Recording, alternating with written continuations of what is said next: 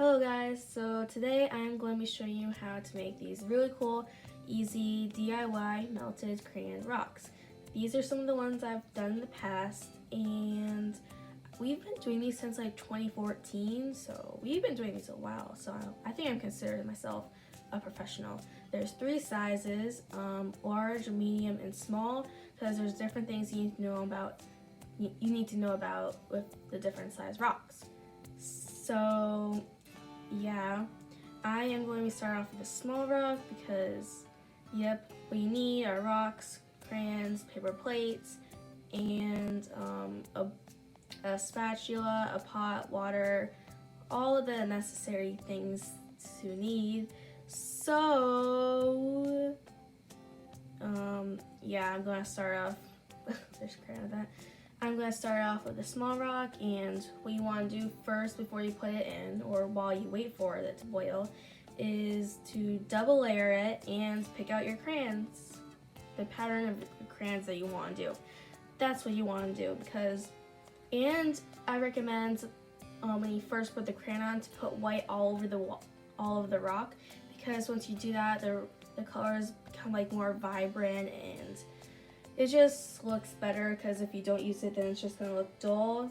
So yeah, there's the white crayon. So, and the colors I'm going to be doing is like a purpley color and like a periwinkle color. So yes, and I don't really know what I'm doing with my hands right now. I forgot how long this intro was.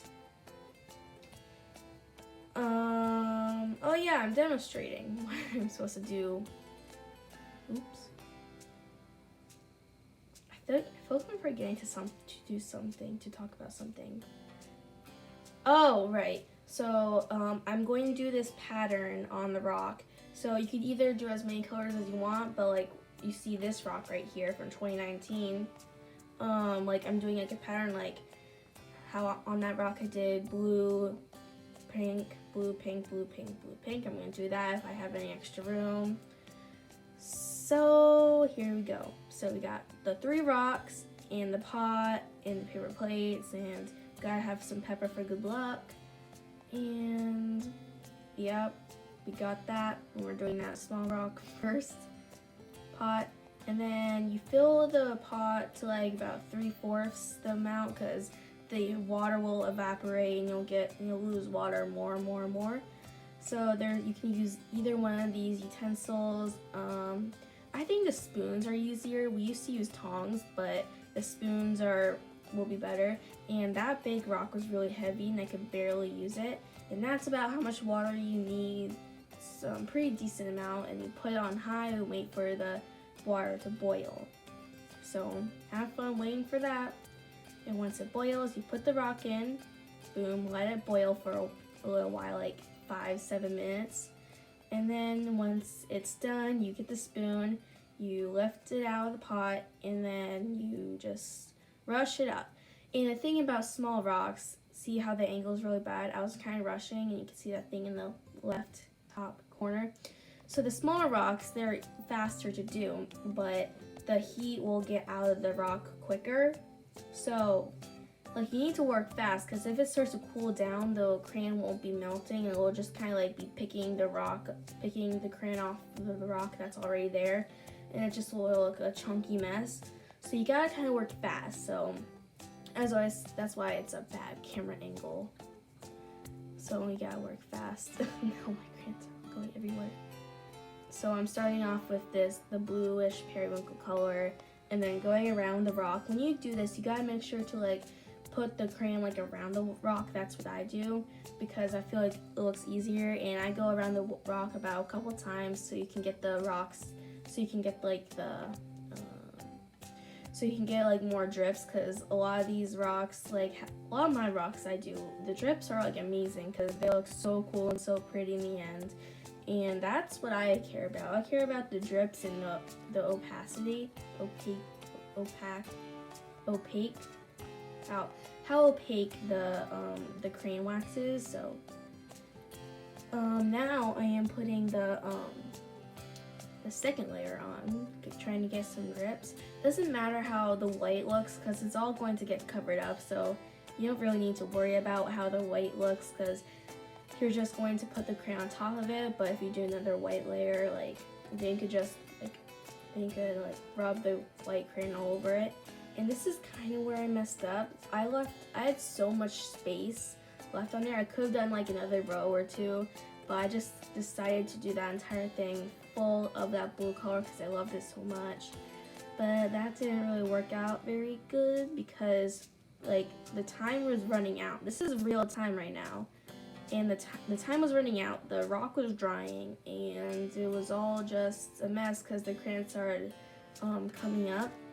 But what I did to resolve it is get some super glue or hot glue and glue like beads on there to make it look cool. So yeah, that's what I did to resolve it.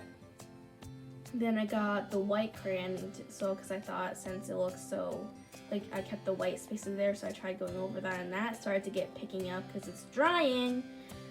So, yep, and then I decided what a great idea to put the white in the middle, even though the crayon was drying. Oh gosh, and you'll see what it looks like, and you'll see my hair in the frame because I'm trying to like get close to it and see what it looks like. Here is my hair. So, yeah, this filter is kind of orange. It's not really a filter, it's just color correcting, and I can correct it a lot. And there's my head, and yeah, this rock that I did was a mess, that small one, but here I am doing the second rock, which is the medium-sized rock.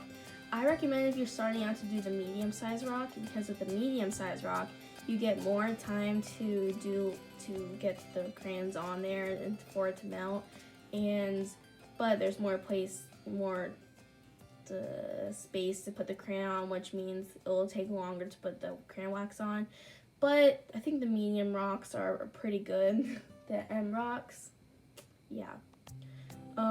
So, oh my gosh, my voice just cracked. So now I just put all the white all over the rock. I don't put the white crayon on the bottom because you don't really see the bottom. And yep, I'm putting on the first layer. Whoops, just dropped something.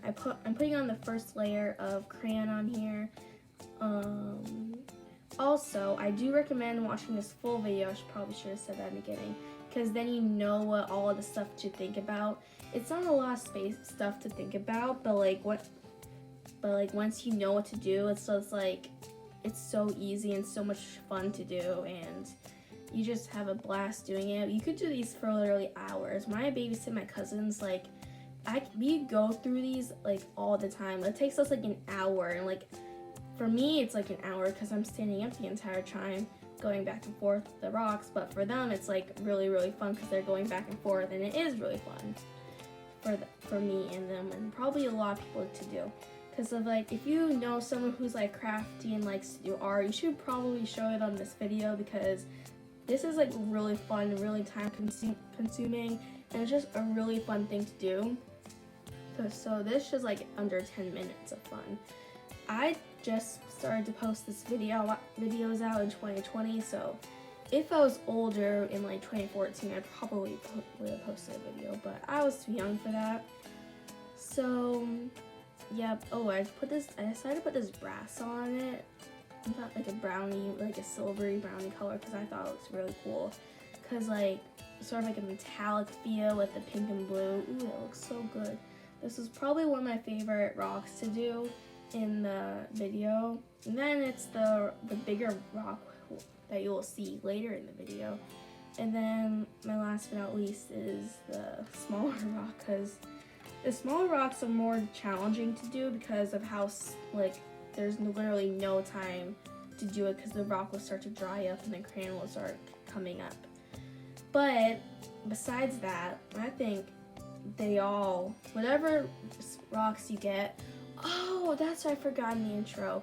So you need to do round, smooth rocks, because if you get a bumpy rock, it's hard to put the crayon on for the drips to go down the rock. So anyway, this is what this rock looks like. I think it looks pretty cool, pretty decent, pretty dope. But anyway, back to the sizing of the rocks, or what the shape of the rocks look like. As long as they're smooth, it's fine, because that's the failure. Yeah, I'm showing you those beads to put on there. Besides, like, the small rock, well, oh my gosh, I'm trying to think of what I was gonna say, but I can't remember. Oh yeah, the paper's coming up. That's why I recommend to double layer, because it might like leave like a moist like table out the end. Now it's kind of warm. Yeah, it's weird. You'll see once you do it. Sorry, I'm playing with slime. I can hear bubbles cracking. Anyway, I am putting on the last but not least rock, the white crayon all over that rock. That rock took about like 10 minutes to do.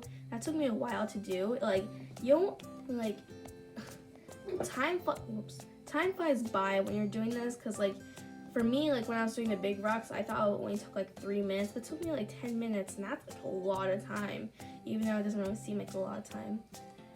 But for this rock, I am doing another like cotton candy thing, the layering, the blue, silver, blue, silver, blue, silver.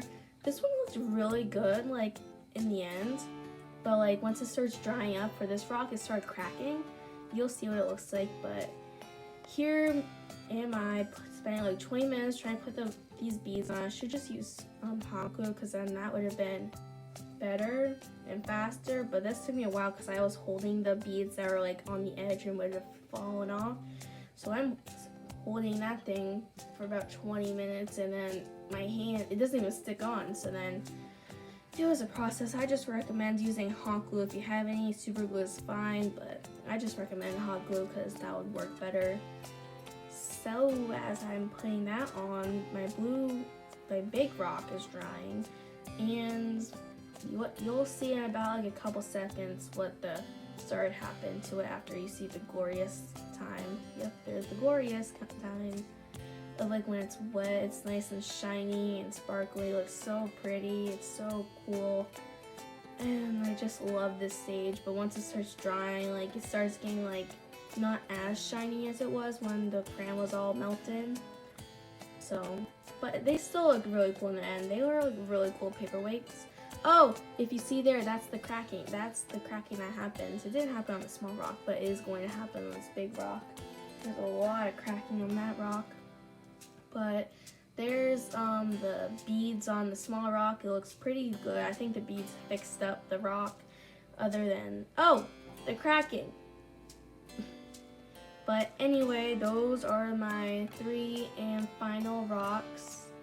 That the sizes of the rock, we got the failure that I did, but you can fix it with stuff at the bottom. Then like what I like to do is like write like my name and like the year on it, because that would just seem like it's like time saving thing, if you know what I mean. Because these can like live for years. If you have them outside, then the crayon will like wash out. But this is my satisfying part, when you take off the rock from the crayon, because there's crayon on that. All the crayon from the drips go to the bottom, and sometimes it leaves like this crayon layer at the bottom. You'll see on the blue one, because it happened with the blue one, but it's just so like cool. I don't know, science.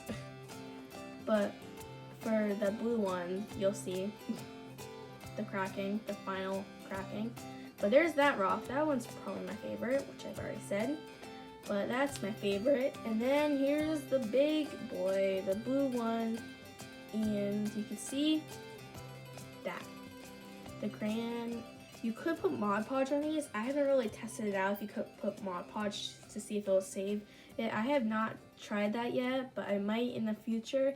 I don't really know. But that's the crayon thing I was talking about. That layer of crayon that went all the way to the bottom. It's so smooth and so cool, and like my favorite part, if that ever happens to the rock. But I hope you enjoyed the video, and I'll see you guys next time. Bye.